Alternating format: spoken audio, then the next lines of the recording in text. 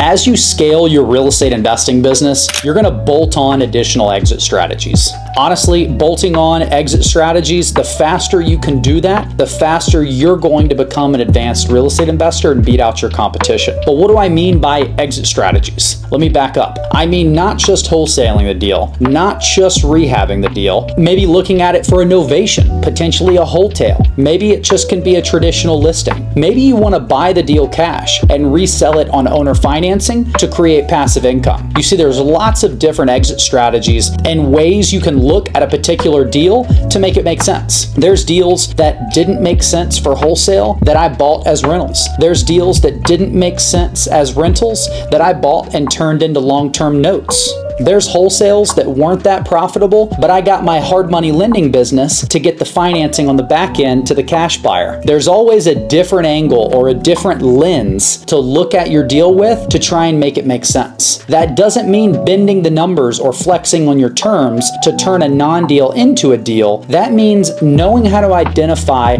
the proper exit strategy to make it the most financially beneficial for you and your company. I used to spend hours looking at a deal deciding what exit strategy made the most sense. I later realized how much time and energy this was sucking away from me to make this decision. A mentor of mine led me to do something that now seems very simple, but in the moment, I didn't know what to do. He said, create an SOP for what your mental process is to make this decision. So I spent the next few days creating an SOP or creating an outline of what needed to qualify in order for a certain deal to fall into a certain bucket. We've identified that process now as our deal qualification sheet and is used heavily to decide which property goes in which bucket. I've always liked the mentality of taking the quick nickel over the slow dime, because a lot of times the slow dime can turn into a slow nickel and you just worked 3 times as hard for 3 times as long to make the same amount that you could have made in a few weeks